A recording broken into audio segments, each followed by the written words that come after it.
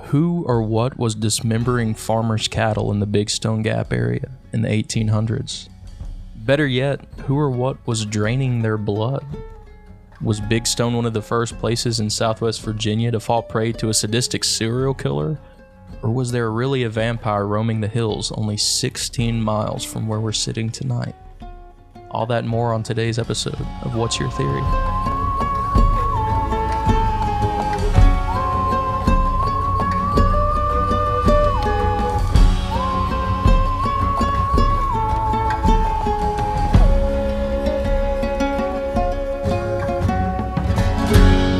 Welcome back, Will. Welcome back, Jared. What'd you just tell me? Yeah, there's a few things it could be. This is something cool. We're going over something today that I'd never heard of before, and I'm very excited for it because if we drove 16 miles down the road a little bit, we could theoretically find where all the stuff I'm about to tell you happened and get to feel the negative energy and... The negative energy. So are you telling me that there's some sort of wild chupacabra? That's what it reminds me of from just those first couple of sentences there. I mean, that could be a theory for sure. More specifically, we're going to get into the Transylvania side of things tonight. No. Yeah, at least that's a prevailing theory that everyone has. Tonight's story is about a man only known as Rupp. R-U-P-P. What a name. Rupp. Yeah. This was a man who came to Big Stone Gap, which I guess if you're not from the area, there is a movie about it now. So yeah. It's not like too much of the Boondocks. Whoopi Goldberg was in it. Exactly. So, basically if you haven't seen it, you're not cultured. Yeah, a couple buddies I went to high school with are in the background, I'm sure. That's something that really pisses me off. You know how much I'm into movies. All my friends know how much I'm into movies.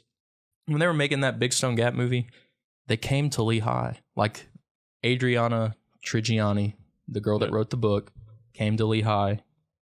And I guess to give like oh, look, even if you're a writer from a small town, you can have Patrick Wilson and Whoopi Goldberg in your movie, which is cool. Patrick Wilson, I mean, he was in Aquaman. It's true.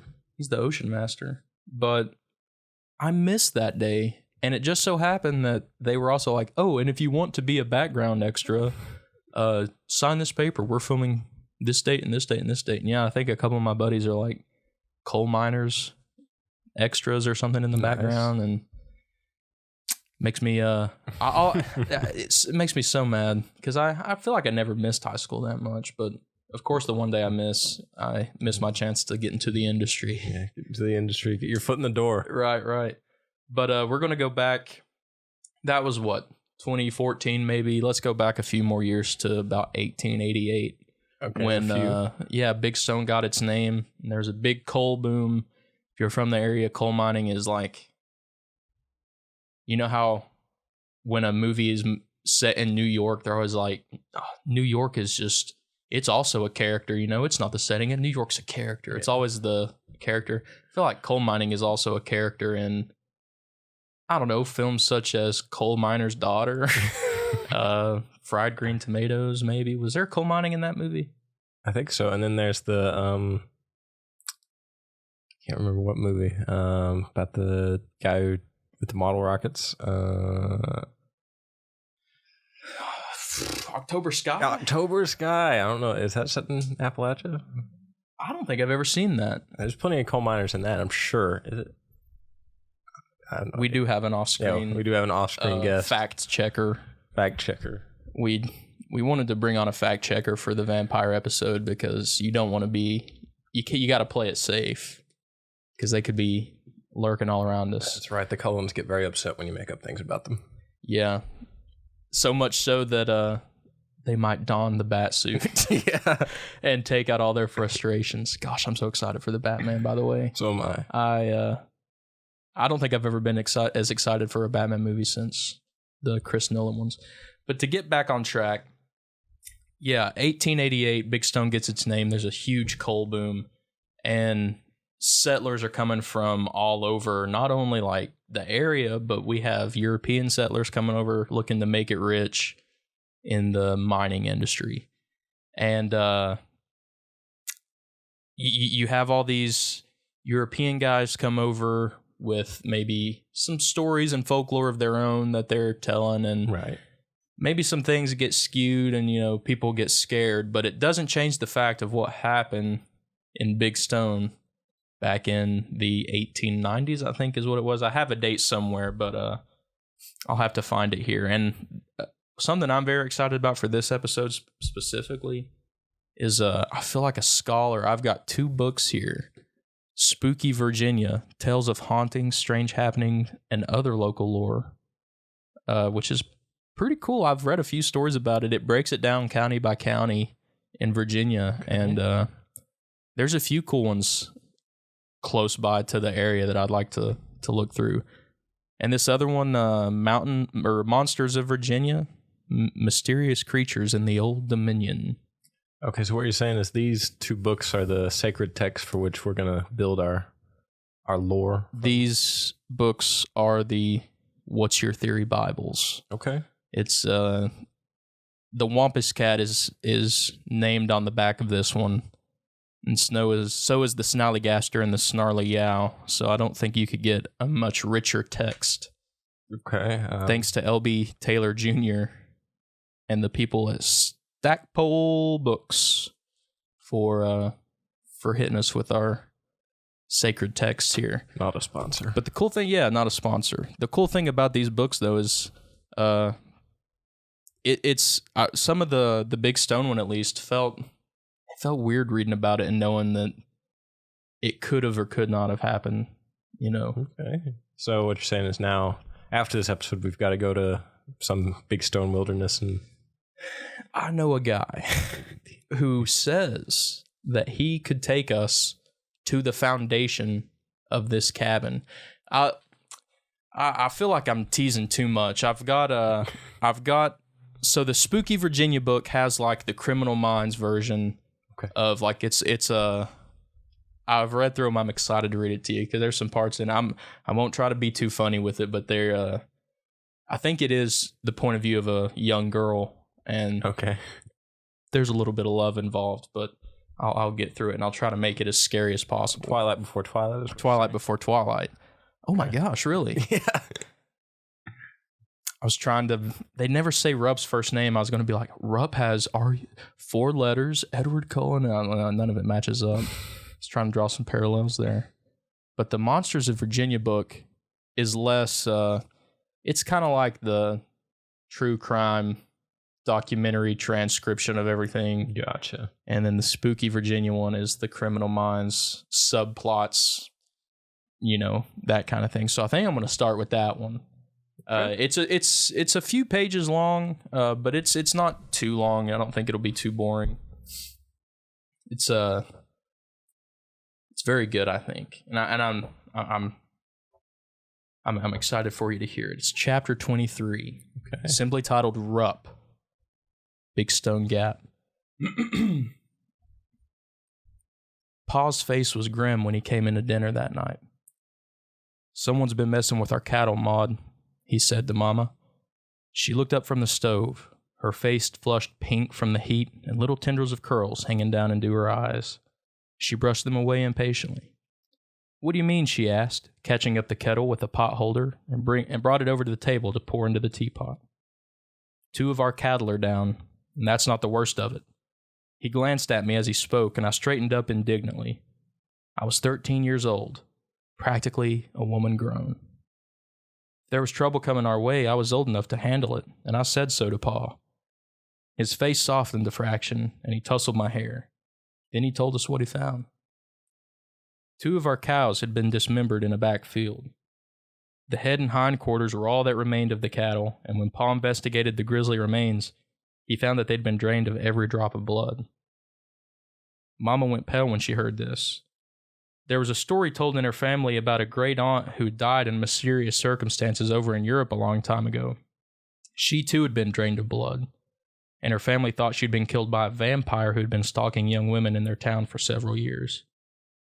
We were all thinking about the story, but none of us said the word aloud.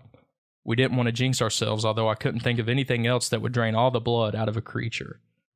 I shuddered and Pa patted my shoulder reassuringly. I'm sure there's a logical explanation for it, he said, unconvincingly. Maybe a bear got him. A bear that drinks blood? There, I'd said it. Mama winced and turned away. Just you keep your window closed at night, Katie, Pa said, and that was that. End of conversation. End of mystery. I'm just kidding. Just close it. What would you think? You're gonna leave me hanging like that. But it wasn't the end of the story. No, we'd only just begun. 3 days later, our neighbor lost a cow under the same mysterious circumstances. Then a family on the other side of the ridge, and then a farmer on the far side of town. There were lots of foreigners around these days. Men who had come... That feels weird to read. There are lots of foreigners around these days. Sounds Let me reiterate, this is 1890 whatever Big Stone, not to be confused with 2022 Big Stone. There were lots of foreigners around these days. Men who had come from Europe to work in the mines. And they had heard of vampires, just like we had, though I doubted any of them had lost a family to one. A few days later, a number of prominent townsmen just happened to drop into the tavern after supper to discuss the matter. Most had lived in these parts all their lives, but there were a few newcomers too. All of them seemed above suspicion, though Mama made Pa carry garlic and a silver cross just in case. logical. During the meeting, the names of several men were bandied about, all of them newcomers and all of them minors. Everyone seemed to think it was one of them behind the cattle killings. After all, the men went down into the mines before daylight and came up after dark, a perfect setup for a vampire. No one came into any conclusion that night, but when Pa got home, he warned Mom and me to stay away from the mine just in case. My best friend Joshua, who lived next door, came over after chores the next afternoon to discuss the mysterious cattle killings. I have an idea about that, he said importantly, swinging himself up onto the paddock fence and leaning his back against the post. There's that weird fella living on the other side of the ridge. Rupp, he calls himself. He's a newcomer and he works in the mines, and no cattle went missing before he arrived. I considered this. Rupp was a sort of neighbor of ours. We had to pass the turnoff to his remote cabin on our way to town. I'd only seen him once or twice, but each time something about him had frightened me. He was tall, thin, and very white of skin, with blood-red lips and narrow, dark eyes. It was the look in those eyes that made me want to run away whenever I saw him. They had a hungry look that made my skin crawl. And the 2 times I'd seen him had been both been at night. I'd never seen him during the day. Of course he's in the mine during the day, I said, continuing my thought out loud. Josh must have been following the expressions on my face, for he responded to my comment as if I'd spoke my previous thoughts aloud. He says he's in the mines during the day, he said. We have no proof that he's really there. But don't they have to sleep in their coffins or something like that? I asked, trying to remember the details about my great-aunt's supposed killer. Rupp lives in a 1-room cabin. A coffin would be pretty obvious. Not if it's up in the loft. I'm going to check, Josh said, slipping down off the fence post. I'm coming too, I said. Josh froze in his tracks and then turned, a fierce, protective look on his face. You're going to stay right here with your pa and mama, he said. I don't want you anywhere near Rupp. Do you hear me? I was startled and flushed a little at the look on his face. A few times that spring, I'd wondered if Josh thought of me as more than a friend. Now, I was certain. Promise me, Kate, he said sternly. I promised. I'll take Fred along. Safety in numbers, he said. Fred was the neighbor on the other side of Josh. He was a big, strong lad, a few years older than Josh and me. I nodded approvingly. They should be safe, I hoped. We were sitting down to dinner when Josh and Fred came bursting into the kitchen.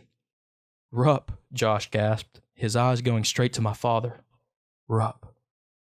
Fred grabbed my father by the arm and the boys dragged him outside into the yard. Mama and I rushed to the window to watch and listen. The 3 of them stood by the paddock fence. We could hear their voices, but a storm was blowing up, and the wind whipped their words away before we could make them out. We saw Pa's face go grim, and then he left with the boys, heading towards town. Mama told me to close all the windows and lock the doors. She got out the garlic and some of the holy amulets passed down in her family and draped them over us. Then we sat down in front of the fireplace and waited for Pa to come home. It was late when we heard someone fumbling at the front door.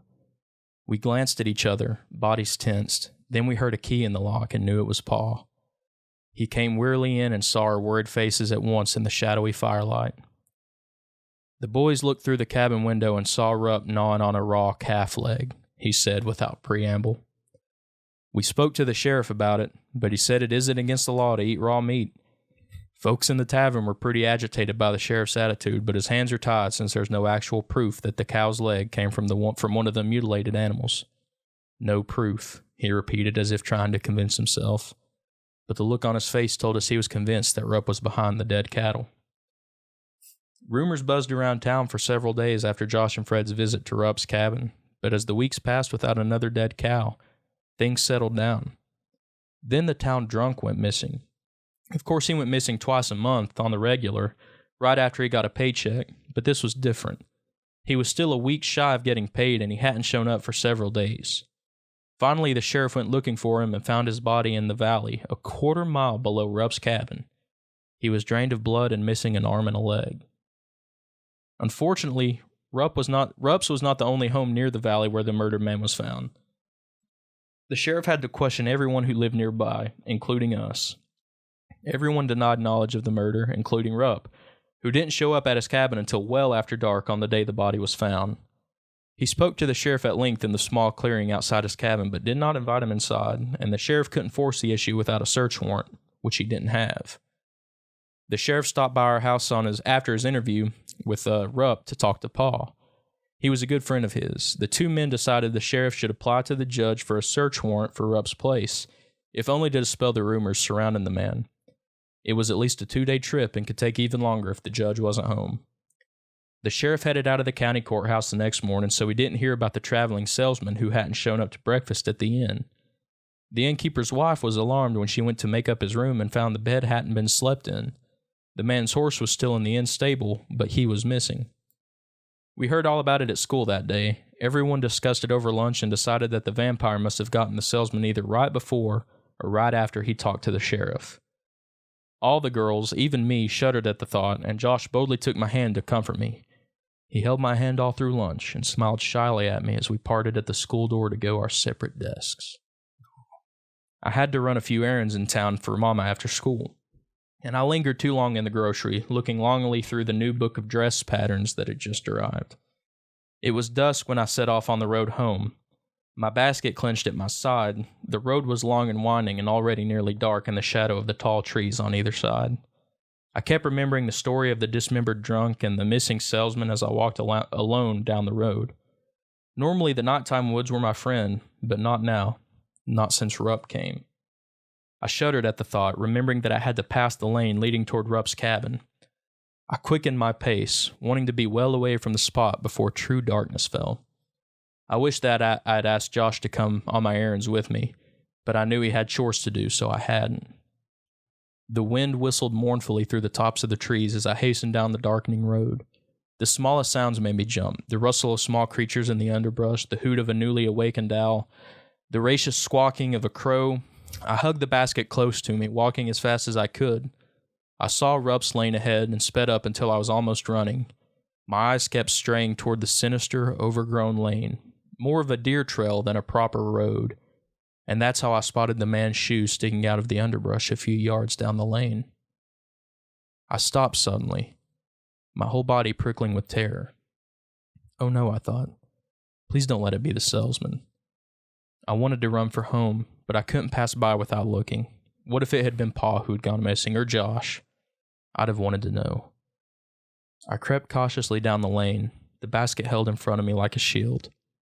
I parted the bush above the shoe, and a wave of nausea filled me as I spied the deathly white face and dismembered body of a man in a travel suit. I gasped, my whole body shaking in reaction to the sight, and then I froze, as behind me a voice hissed, "Hello, little girl. What brings you here on this lovely night?" It was Rupp. I whirled with a shriek and pressed my back into the brush that held the salesman's body up.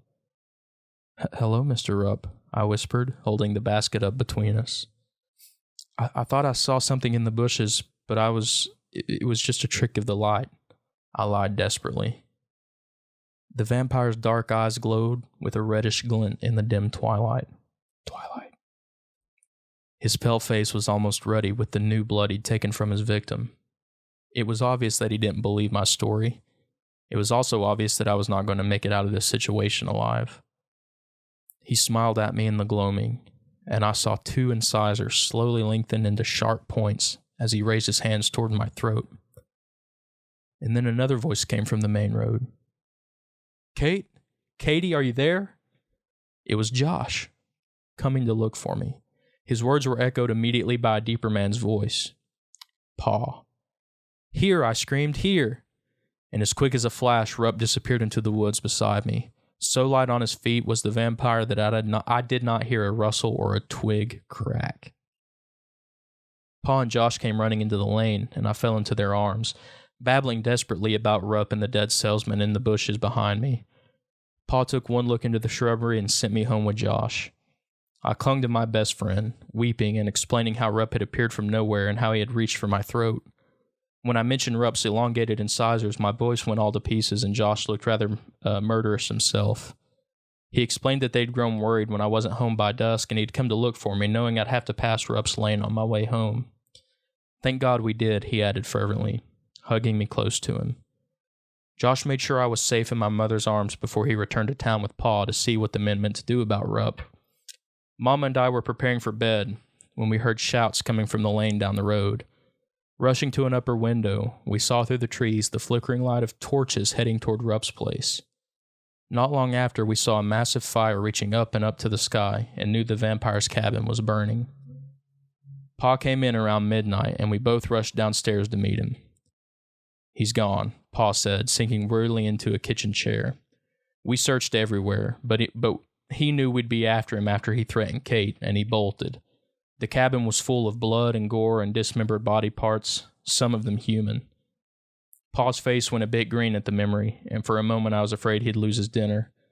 But he recovered after a moment and went on. Search parties scoured the woods around the cabin, but we found nothing. So we torched the cabin to discourage him from coming back. We'll start the search again at first light, but my guess is he's gone. And Pa was right. The posse combed the woods for several days in a row while folks in town and the outlying farms held their breath in fear. But there was no sign of Rupp. By the time the sheriff returned to town with his now useless search warrant, everyone agreed that the vampire calling himself Rupp had fled the county. Mama made me carry garlic and holy ambulance on me whenever I went outside that autumn and winter.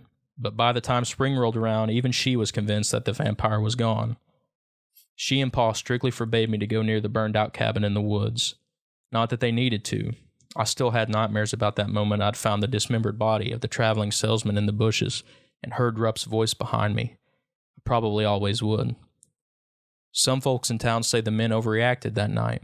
They say Rupp was a sadistic killer, but no vampire. But Josh and I know better. He bought me a silver cross for my last birthday and had it specially blessed by a priest. When he gave it to me, he made me promise that I would wear it around my neck all the days of my life and never take it off. That's a vow I intend to keep. Okay. The end. The end. Katie is interesting. Is she a reliable narrator? I don't know. She seems... There are a lot of questionable decisions in this story. There is. But what are your first takes on the story of Rupp here? Like I said, that was definitely like the Criminal Minds version. That's interesting. I can't believe I've never heard a story.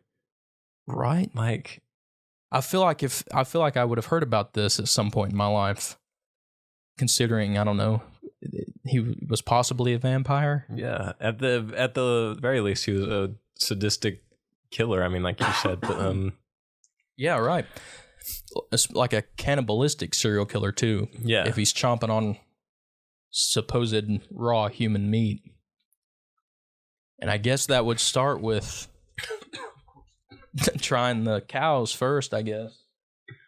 Yeah. But it was I'll quickly read because it's nowhere near as long. It's literally just a page.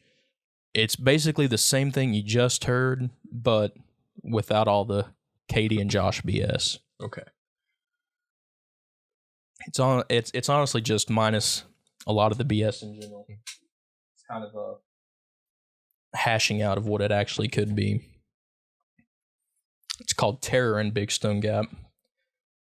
A second case of possible vampire in Virginia surfaced in the 1890s. And I will say this too, soon after Bram Stoker's novel Dracula had been published.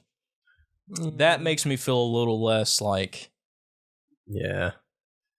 I don't know. It's not like many people like a in Big Stone Gap are reading. That's what I'm saying. How many people in Big Stone Gap in the 1890s are reading Bram Stoker?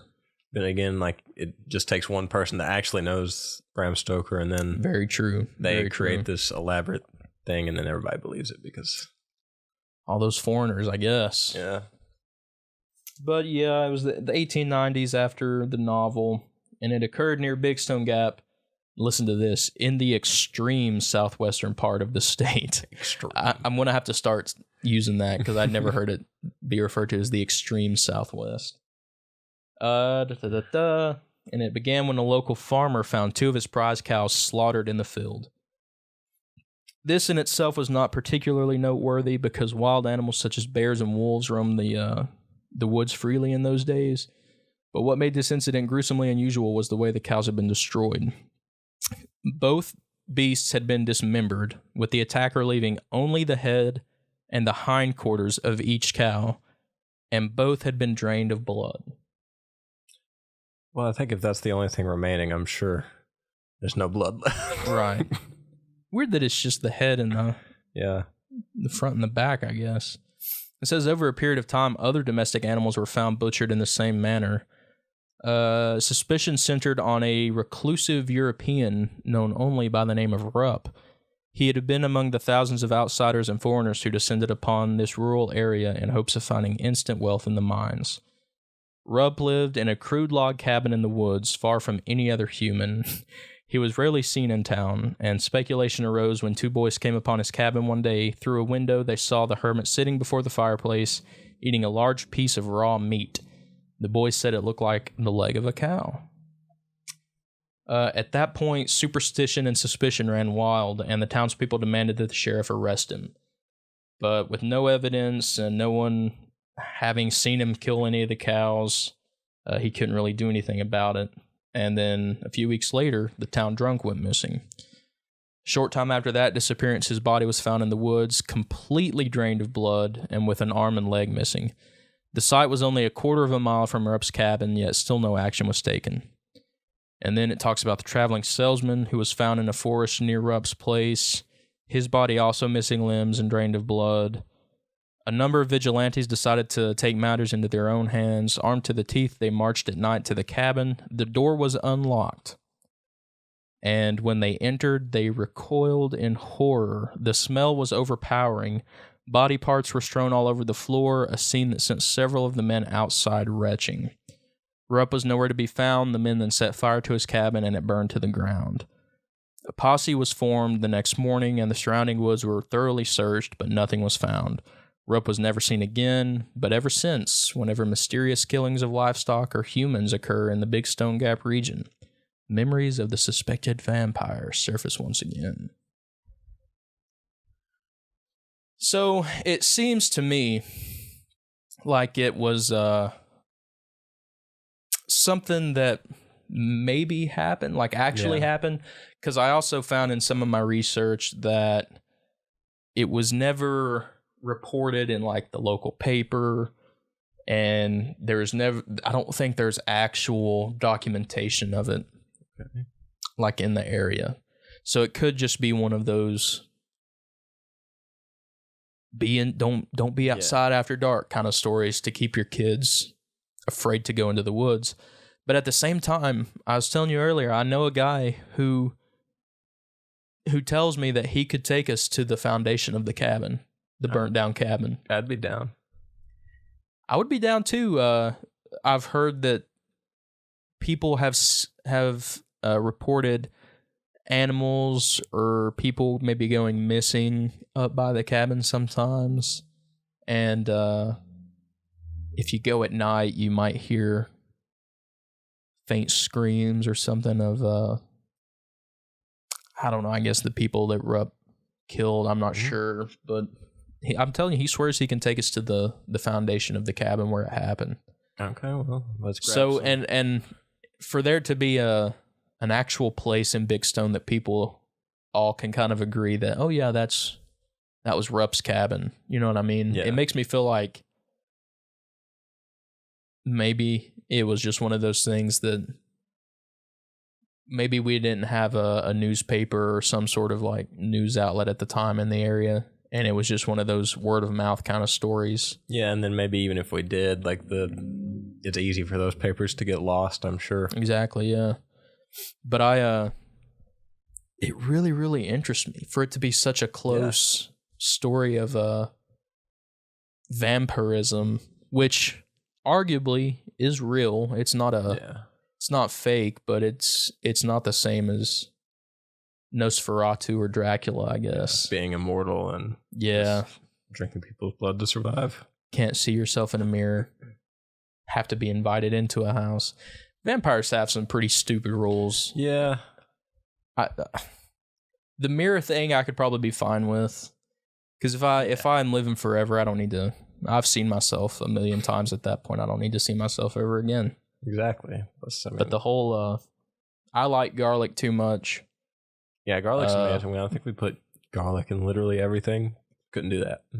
I don't go to people's homes. I feel like I don't need to be in. I feel like the places where I go, I'm invited. Just like in general. If that makes sense. Does like a pre-invitation work for a vampire? So like yeah, you can come over, but like once they get to the house, they have to be. Yeah, can you be like, oh yeah, come over anytime? Does that work, or does it have to be? Come on in. You can enter my home on February 27th at 6:05 p.m. Does it have to be that specific? Maybe. Do they go over that in Twilight? Are there? I don't know. I was gonna say that first story. What is the appeal? What is the appeal with love and vampires? Because any vampire story I hear about or see it's always some stupid love story. Is it because of the whole immortality thing, or maybe I don't know? They can't feel love, like, so it's like, what if they did? I mean, yeah, I guess I will never be able to take Twilight seriously after the first movie. When I think it's Bella is walking into the classroom, and like I think a fan turns or something and like blows her hair, and it's like funny moment. But then Edward smells her and he acts like it's like you slammed his face in a pile of dog crap. It is the worst smell this man's ever smelled, and you're supposed to be like, oh my God, this is the greatest love story ever. People say, oh, this is the greatest love story since Twilight. That's what we're going to base great love stories on? And I understand, like, I guess it was the pheromones, like, he was too turned on by Bella. He just, like, I need some nose plugs or something. But I like to think of it as, like, holy shit, you need to shower. Please don't sit next to me. And then she sits next to him, and he's just like, oh, God. Yeah, now he has to be nice to her, and it just gets him farther than he ever wanted to be. You smell strong. By the last movie, they have a kid, and he's like, I really did waste my entire high school career. But by the last movie and book, like the child is just, that whole situation is just strange. Well, I mean, come on. What's really strange about your werewolf buddy imprinting on your unborn daughter? Come on. That's everyday life. What was she on when she wrote those books?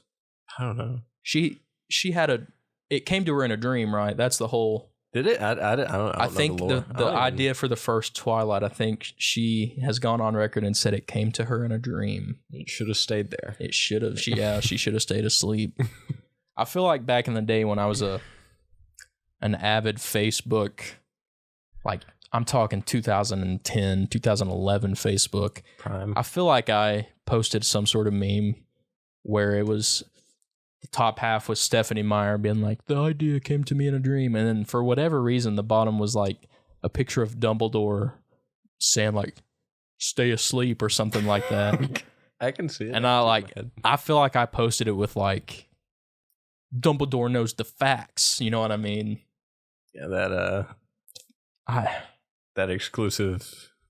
I wish my parents never allowed me to use Facebook because now I don't use it anymore now, I feel like. But sometimes I'll go on there just to see what stupid stuff I used to post. Yeah, like 2-word posts, and you're like, yeah, totally.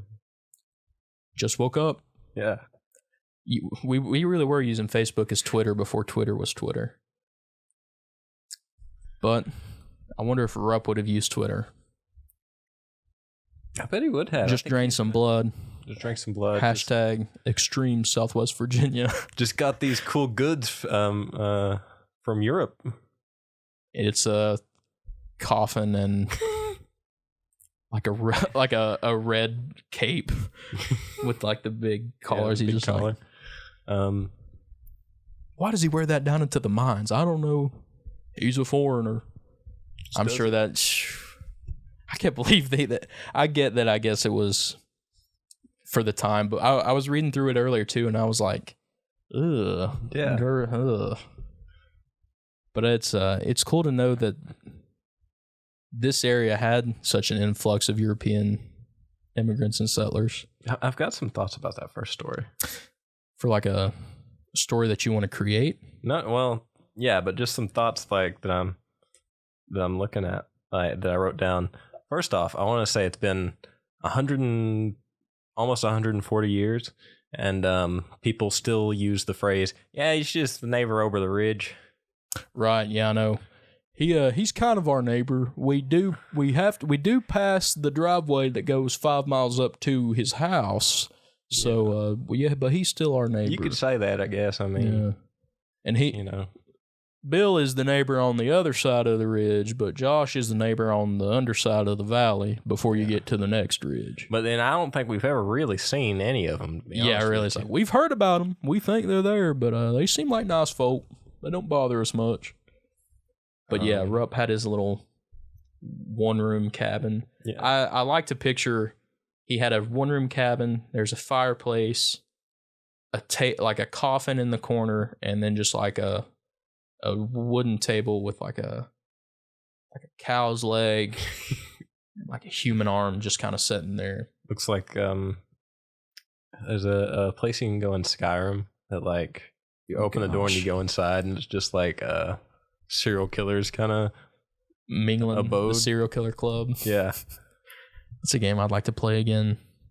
Elden Ring just came out. It looks really cool. George R. Martin had a hand in coming up with some of the lore to that. That's what I heard. It's one of those games too where it's like you have the choice of being like a knight like kind of character or like, a sorcerer, but then there's just a samurai option. Yeah. It feels kind of out of place, but all the clips I'm seeing, people are rocking with this samurai.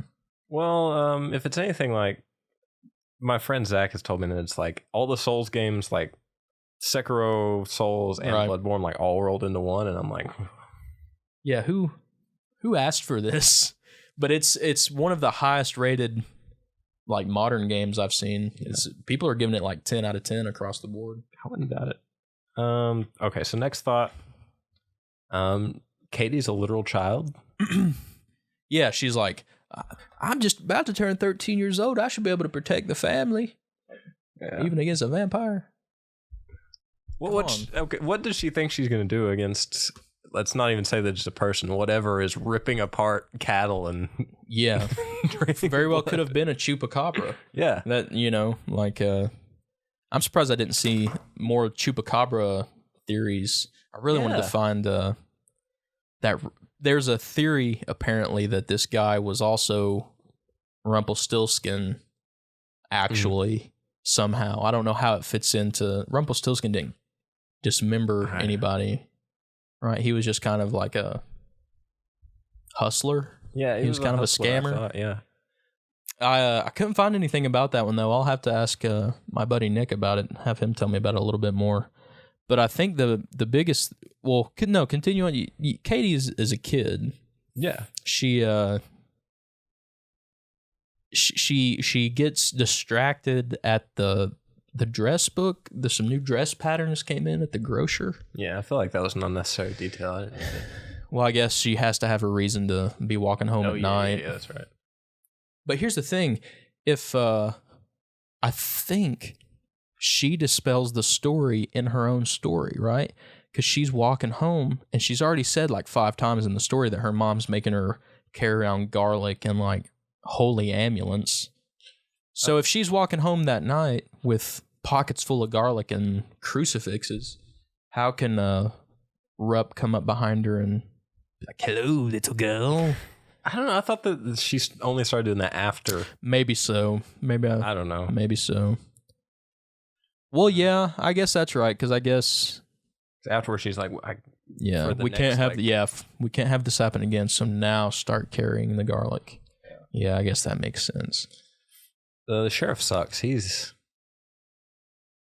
just bad. Like, it's not illegal to eat raw meat.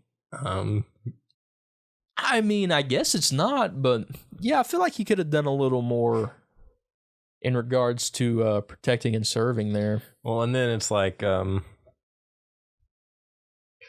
these boys came and they told me that he was eating a raw cow leg. Okay, maybe he doesn't do anything there, and it's like, yeah, you can't. But then it's like, yeah, then we discovered a dead body, dismembered, and yeah, but it's like, yeah, the first one's the town drunk, and the sheriff's just like, well, kind of glad he's gone. Maybe it's kill 2 birds with 1 stone. Like, he does take up space in the jail, but then like the traveling salesman gets killed, and the sheriff's like, well, they do annoy us when they come through town. I don't know. They are selling their godless things. And yeah, and then they have to vigilante style Freddy Krueger his house. And then they're all like peeing on the rubble. They're like, take that, Rupp. And then the sheriff rides up. I've got the warrant. There's no house to search now. They've burnt it all down. As well as probably all the evidence. Yeah. All the dead body parts in there and the blood. And then like, I just think, okay, so the part of the story that I really, really hated was... That's always a fun... That's the part of the movie that I hated the most. It's like, oh, the part that was the most stupid was... those are always the best conversation starters, I feel like. So whenever she's about to get killed by Rupp, and then what's his name? Yeah, Josh and her dad comes by, and then Rupp disappears. Okay, fair enough. Then, I don't know if maybe I misheard you, but it sounded like... Paul was like, yeah, Josh, take her home, and then like they went on, and then he's just like, yeah, I'll fight a vampire by myself. Yeah, he did. they come to her aid, and as quick as a shadow, and not a twig nor a bristle snapped under his feet. He's flees off into the woods, and yeah, he's like, Josh, get her home to Ma, and I imagine him like. This is where I sound real stupid. Did they have shotguns in the 1890s? I think so. I want him to have like a pump shotgun. I know they didn't have those, but like I imagine him like Bruce Campbell, Army of Darkness style, be like, get her home to Maud. I'll take care of this, and then like just run into the woods. Or because he comes home after they've been waiting, and he's just like, he's gone. Oh yeah, there's like blood and bodies everywhere in the cabin. I don't know. We went to his house. There was feet and hands and arms and fingers and legs. Some of them human. Some of the guys threw up, so we scorched the place. Yeah. We burned it down. It's like, okay, sure. And then afterwards, they went in search parties looking for the guy. Like. Yeah, what are you gonna do? If I was Rupp, I would have fled town too. Stake to the heart. Do you think they would know that? Well, apparently they knew about garlic and that's holy amulets. The first I like the or the second one obviously seems to be more rooted in somewhat truth, but like the first one, just like there's so much like weird going on, like that they wouldn't. I mean, they could know. They were, I guess they're like grandparents or whatever from Europe could have been like, yeah, vampires existed, blah blah blah. This is what we do. But then like I'm also trying to think like, did they have garlic? Yeah, were they just growing garlic? Yeah, in Big Stone or getting it at the grocery store? The entire time I read that, I was picturing like Little House on the Prairie, characters and stuff. And I can see, as much as I hate it because he's my favorite character, I could see Nels being a pretty sadistic vampire, just because he is a scrawny old man. But I think the biggest theory people are taking away from this is what was even more terrifying was that Rupp was still on the loose. This is after they had burned his cabin down. It was thought Rupp died in his woods, but nobody found who he remains as I think the person that wrote this, let me find their name so I can put them on blast. That's the picture, by the way, for Virginia Vampires. Disappointing. It is disappointing. It's just looks like it's not scary at all. Yeah. I don't know if the camera would be able to pick it up, but it's just like a weird flame face. I'm honestly not even sure if the camera's on. Well, it might not be, but either way. It just for some reason it disconnected, so I don't know. It's the vampires. Yeah. Anyway, Verona Jones, when you posted Virginia's Vampires to this website on August 23rd, 2021, you should have proofread it. What was even more terrifying was the thought that Rupp was still on the loose. Search parties turned up nothing. It was thought Rupp died in his woods. With no body found, who he remains a mystery. Folktales say Rupp's spirit haunts the land and cabin. The citizens of Big Stone Gap. That's what I get for making fun of someone. They're writing articles. What am I doing? Not writing articles. The citizens of Big Stone Gap stay away from the area even today. One could argue that Rupp was a cannibal rather than a vampire, which obviously makes more sense. Like, there's well-documented cases of that. And that's what I was talking about, like, the vampirism being an actual thing. There are some serial killers who consider themselves vampires. Yeah. Or, like, get off on the thought of drinking blood and, like, all that. Yeah. It's weird. It says, I can see that, but it doesn't explain how he drained the blood. And this was interesting to me because this reports that there was no blood in the field with any of the animals. Wow. So how could Rupp have drained that much blood and not make a mess? I mean, now that's what throws up a few extra questions because and see this, and I hate to be this way, but because I want to say that he was a German immigrant that had come over, and like you all the time see German characters in books, movies, and stuff being like the creepy scientist or like, and like I get a kick out of what is his name? He is this German comedian. He's on Conan a lot. He has a funny name. He was in the new Suicide Squad movie. He played Javelin. I can't remember his name. That's going to make me so mad. I'm going to look it up. But he was on Conan once. And Conan was like, well, I mean, like, how do you feel about Germans all the time, like, playing the bad guy? And he's like, oh, it's okay. We get past it. And he's like, well, who plays the bad guys in, like, German movies? And he's like, Germans. And, like, it's like, okay, I get it. Well, Flula Borg is his name. But what I was going into with that was like, it does kind of fit the bill of like the creepy German guy coming over in 1890, and it's like, of course he would be the one that just so happens to know how to like, I know how to drain the blood from a cattle without the mess. You know what I mean? Well, you want to know something very interesting. So as soon as you said, or before you even mentioned German, I was going to tell you about another serial killer that does kind of like the vampirism thing. Have you ever heard of Peter Korten? Maybe. It doesn't ring a bell. How about the Vampire of Dusseldorf? Yes. Yeah. That's the guy. I've heard of the Vampire of Dusseldorf. Yeah, so he was attempted serial killer in Germany during like the 30s, I think. Let me see. What was his attempted? No, 1897. Oh no, sorry. Maybe it really was Bram Stoker had caused like, yeah. Because you got to think that's something that watching Criminal Minds has done to me. Seeing how like someone like that thinks these days, that doesn't mean that serial killers like that probably had the same thought processes back in the day. Like they had to have something to be an inciting. Yeah.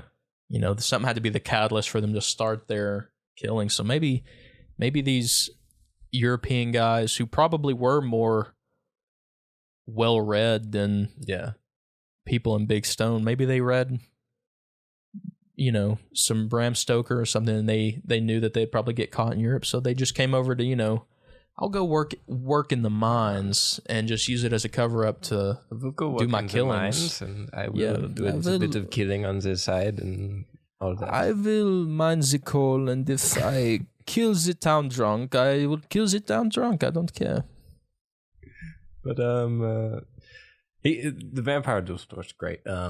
Because he's like so inept. I mean, it's awful. Like his victims is awful, but he's just the most inept serial killer I think I've ever heard. There goes my apple. And he was just trying to be something. He was trying to be a great, like one of the, you know. Yeah. But also he like made serial killers aren't great. I was a bit. He was trying to be one of the greats. One of the greats. One of the Jeffrey Dahmers. Who's on the Mount Rushmore of serial killers? But he went a long time without being caught, but he also didn't kill anybody that he tried to kill. Maybe it's just maybe that's a serial killer loophole. It's like I'll if I don't kill him, I mean, but his first kill was apparently in 1899. So, dang. Maybe, yeah, that's that'd be something cool to look into. I actually thought that it was much like, I thought he was like in the 1930s, but no, it's like 1899, 1900, 1904, first murders in 1913. So that's really like right around that. Yeah, it's the same time period for sure. And then he is also the partner at, there's more like a string of serial killers around that time at the time of the Weimar Republic, because of just the economy was terrible. Trying to think of what the other one was called. I think it was like the Werewolf of something. It might be in this book. There's a whole section in Monsters of Virginia dedicated to werewolves. The Phantom White Wolf, a werewolf in the Cumberland Gap. The Wolf Girl, a werewolf in Henrico County. This article is also saying that so Dracula was published in 1897. Okay. Vampires permeated Eastern European folklore. Tales terrorizing small villages in the dark of night. Vampires were blamed for anything locals did not understand or could not explain.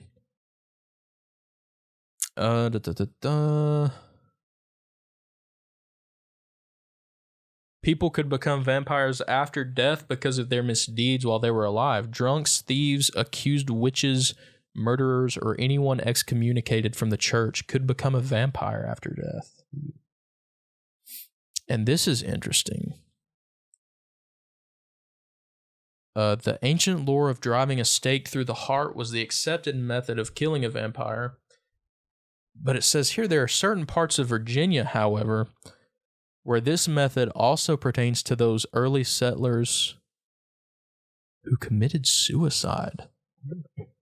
Dating back to the 1600s, suicide victims and their bodies were buried at a nearby crossroads, and a stake was driven through their heart. It wasn't until a medical doctor, John Polidori, wrote a short horror story called The Vampire, published in 1819, that presented the vampire as a gentleman camouflaged within society as a regular man. And then it gets into Rupp stuff and Big Stone. Yeah.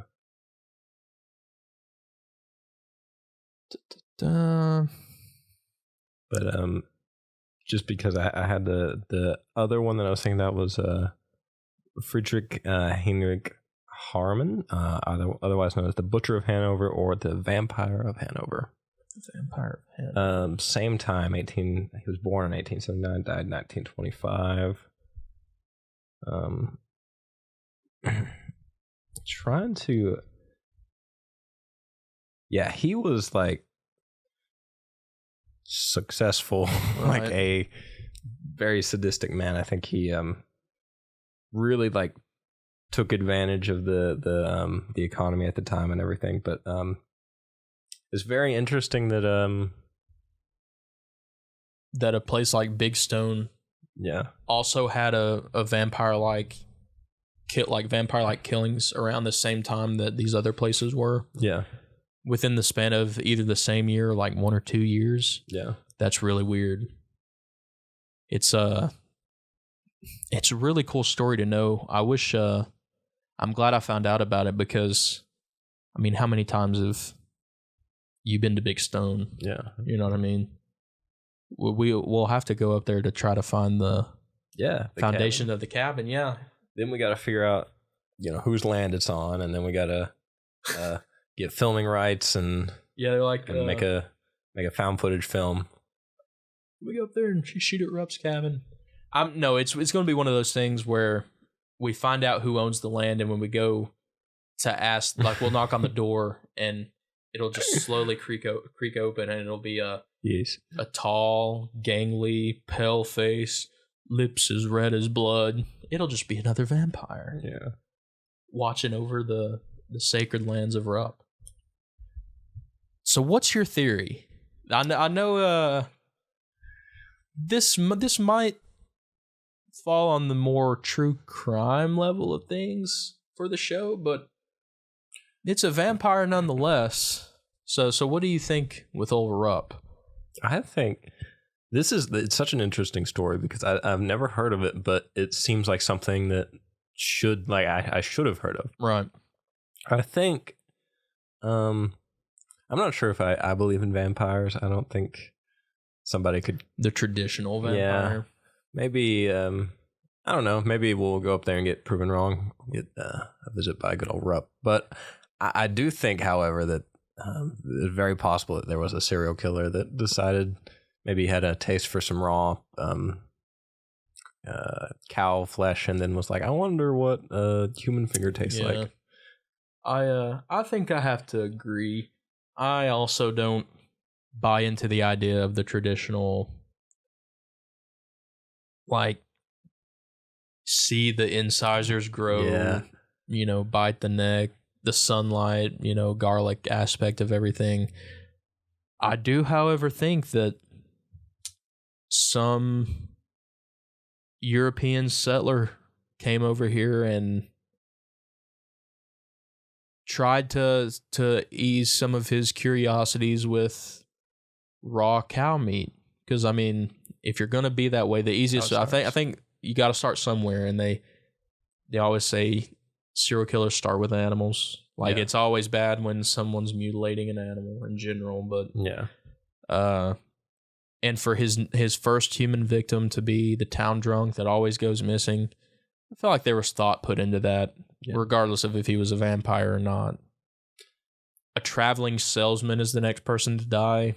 Someone who doesn't live in the county and is traveling through, might not know where he's going next, blah, blah, blah.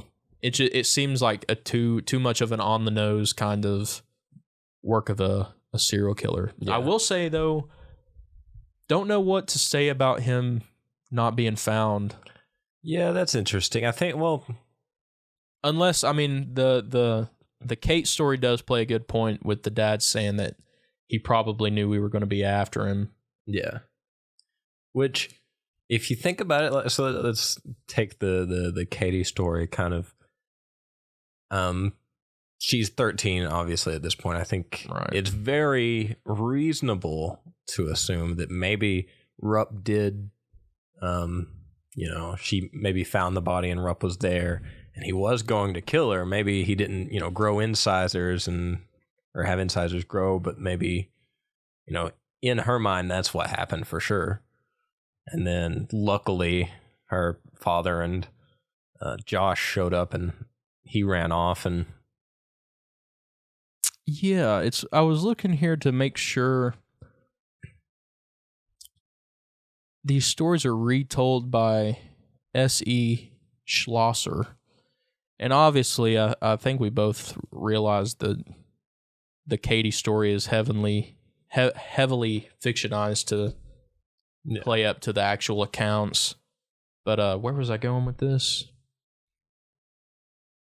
Oh, I'm trying not to let the whole fake character of Katie's interactions with Rupp try to dispel my thoughts in any way. But if he was actually killing these cattle and he ended up killing these two men, I'm sure the townspeople, that's all it took for them to want to gang up and go do things on their own. So that's if he heard rumblings of that throughout town, maybe he just dipped town earlier than anyone realized, and he just left. And I think it's like it's interesting because it's a common theme, especially at that point in history, just like struggling economies. So, I mean, I'm sure at that point in time, while the coal mines were there, I'm sure it was still at a point where our workers were being heavily exploited. Oh, absolutely. Even though they were working, probably 16 hours a day or whatever, they probably made little to no money or were in, a coal mining town, blah, blah, blah, blah, blah, blah. Or died. Yeah. In the mines. So, and even further thinking about, the other two serial killers, I'm also thinking of another who was also in I think he was in the Weimar Republic, who was literally just like, it actually kind of reminds me of Sweeney Todd. He was a butcher and he just killed actual people and didn't sell their meat, did he? He did. Oh. I can't remember his name though. Good. We all need to forget that, man. But no, I think my theory, I think Rupp was probably a real person and probably was just one of the area's first real gruesome serial killers. And maybe the story just kind of got hyperbolized over the years to be one of those tales you tell your kids to keep them out of the woods at night. Yeah. Keep them out of trouble. But it definitely feels like a story that's rooted in some sort of reality to me. But I don't think he was I want to suck your blood. I think he was just I want to suck your blood. Yeah. But I'm going to kill you. Yeah. More like I don't know. I know I'm going into I was going into a Russian accent, I feel like, but I don't think we need any of that. No, we it's don't. It's hard to, No, enough spooky tales. Yeah. But yeah, I was happy to bring Rupp to not only my attention, but to your attention and hopefully other people's attention that didn't know about this. It's cool to me. Yeah. Like I said, 16 miles. I was in Big Stone yesterday. Yeah. Eating dinner with the fam. Rupp could have been watching over us the whole time. He could have. Could have been watching you leave, been like, man, I know he's been researching me and reading about me. He's got that book. that book. I've tried to collect them all, but one still yet remains. Screw you, Rupp. Come fight me. Just kidding. The blinds behind you are open, and I'm afraid I'm just going to see Rupp's face in the... that's why I keep looking over that way. This wasn't as scary of a story as last week, or honestly some of the accounts that we've read before of Bigfoot and Mothman. But oh yeah, that's one last thing. I was for sure you were setting me up for a whirling Wimpus joke in the first story when you were like, she was walking and the wind blew, and I was like, oh, here we go. The wind was blowing an awful mess. I heard this droning, buzzing sound, and my immediate thought was to look up to the trees. And then I died. But I lived. But I died, but I lived to tell the tale. Hopefully we can get enough research put together for a Whirling Wimpus episode. We talk about it every episode, and we got to give them their due diligence, I think. But I feel like this was a good little change of pace, breaking into some maybe true crime. Yeah, I think.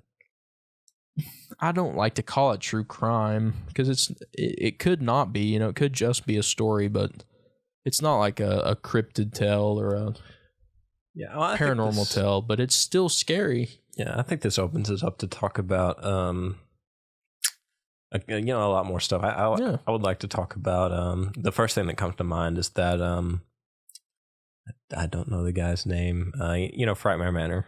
Yeah, like the plantation that it's on. Mm-hmm. That guy who was a serial killer. I did not know Frightmare was on the cursed lands of a serial killer. They don't. I'm just gonna say this. I did not enjoy Frightmare Manor. Ooh, like I did not. It's like apparently one of the scariest. I've never been haunts in like the nation, but it's not. I did not think it was too big of a wuss. I've gone to one haunted house with a church I used to go to, and all illusion was taken away from me when the guy in the scream mask was like creeping us all out in the line, and then one of his buddies is walking away, and then him going instantly from like, hey, I'm gonna kill you, to be like, hey Travis, and then he just like starts running away from his buddy. I'm like, well, you just ruined this whole experience for me. Now, like, I knew it was just high school punks in masks, but now I'm just not gonna be scared at all because you're just gonna be wondering where Travis is. So it's Jeremiah Lexer's on that his Jeremiah Lexer? Yeah, his plantation. Sounds like that's like a Lex Luthor villain. I know, right? Jeremiah Lexer. I don't want to. I'm trying to scan this and like try to find the official human body count link. Jeremiah is currently at 27. 6 being his own family. Eventually he jumped headfirst out of a second floor window and died, and that's how he died. But golly, this is just an honest critique of Frightmare Manor. They don't play into that at all. Why not? It's excellent. I don't know why. Like, they have all the makings of something super scary, and they're just like, here's a carnival. They have his, like, I don't know, actual land. An actual house. So Carnival. That's literally the name. Literally the name. Oh my gosh. People, that's what we can do. We'll plan together and start up like an actual cool haunted house for Halloween. See, that plays up on. That's a brilliant idea, I think. We should pitch that to Ben for. Ooh, that would be cool. Because all haunted houses are the same. It's all the same theme. You get the same kind of things, but like imagine going through a haunted house and nothing is prompted. Like, I picture Hill House, right? Yeah. Imagine walking through a big house like that, and like all your actors could just be. You hear the guys on Ghost Hunters talk about like residual hauntings. These hauntings, they're just doing what they would normally be doing. Yeah. If they were alive, like have all your actors just be walking from like this room to this room. They all have like a path that they follow. And all your people that are in the haunted house can just go to wherever at their leisure. But imagine walking around a creepy house, turning a corner and seeing like a scary ghost girl just like standing at the end of a corner. Nothing's prompted. She doesn't run at you. Maybe she just walks to the left and you don't see her until like you're at some other place in the house. Like, have it feel like an actual haunted house. Yeah. That would be so cool. See, my thing is like, I want a haunted house that, and I think you could do it with this, is like that tells a story. Tells the story. Like, I feel like so many of them are just like, yeah, you walk through, and then even the one like I worked, the one that the college did last year, and I mean that's all it was. It was really good. I think my sister's nodding her head that it was pretty good. So I don't think I went to that one. But I would love to have something that tells like a coherent story that is also scary, instead of like Bill Jablinski was the maintenance worker on the Ferris wheel at the carnival until one day it crushed his head and everyone laughed at him and they buried him in the foundation of the Tilt-A-Whirl. And now Carnival. It's always something so. And now Bill mixed with Pennywise. Yeah. And Dracula. And he wears a pig mask. They're all gonna kill you. Yeah. Tonight. They all have chainsaws without the chain. Be afraid. There's a corn maze. I love corn mazes. It doesn't revolve around the plot. We just put it there. And then there's always the weird torture rooms. Someone's always getting electrocuted in a chair at haunted houses. And that's just not... Thinking about that now, it's like, man,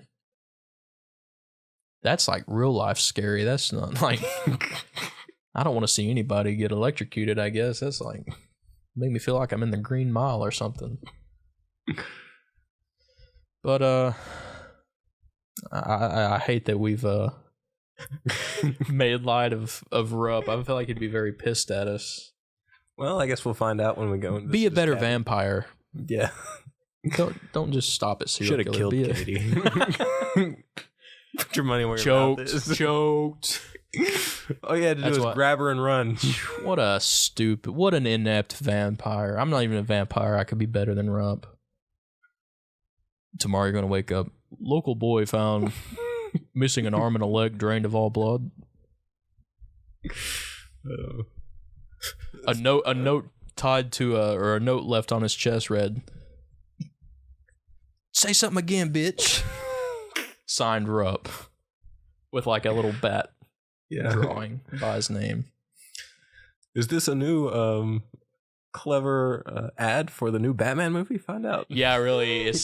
Everyone thinks it's a Riddler ad. Like, oh man, these ads for Batman's getting so great. Did you see where no one shows up to my funeral? Everyone's watching Batman instead. Then 2 years later, man, that was crazy. They actually killed a man. Yeah, it's Batman. 2 years later. Remember we all thought that was part of clever marketing? Miss Jared. But hopefully that doesn't happen. Rupp, I'm sorry. Go watch Batman with us. Yeah, you'll like it. I'm sure you're a fine guy. You can watch Twilight if you want. That might be, it might make him start killing again. We probably shouldn't show him Twilight. But I might watch Twilight tonight to quell my vampire fears. Yeah. Nothing makes vampires less scary than Twilight. Exactly. Man, what if Rupp watches Twilight and he's like, wow, they got everything right. This felt like a documentary. It just really captured the vampire aesthetic so well. Now I know why you're in the mines all the time. I wouldn't want to sparkle either, buddy. Oh, man. Well, I hope you all enjoyed the tale of Rupp. If you've heard that story before, maybe you're from Big Stone. I'm not from Big Stone, but I've always grown up 15 miles from Big Stone either way. Yeah. I was either 15 miles from it in Lee County. Now I'm 15 miles from it in Wise County. But I'd never heard it before. I thought it was very interesting. If you've heard it before, let us know. Leave a like. If we got everything right, maybe we missed some things. I'd like to, if you know more about the whole Rumpelstiltskin aspect of things, reach out to us and let us know that. You can follow us on Twitter. You can let us know there at What's Your Theory, and I'll give you all the on YouTube, assuming that the camera did not turn off about 5 minutes in. Yeah, that's another assumption we gotta make. Or that the Whirling Wimpus did not steal the footage like it does every week. Yeah. Well, I feel so bad for not knowing the Twitter handle off the top of my head, but I know that there's some underscores in it somewhere because What's Your Theory was already taken. Ridiculous. Yeah. Find us on Twitter at what's_your, that's UR_theory. I tried to get it as close and as easy to remember. Everything else it was suggesting me was like WYT2387456 and I'm like, Don't think so. No. We'll stick with What's Your Theory.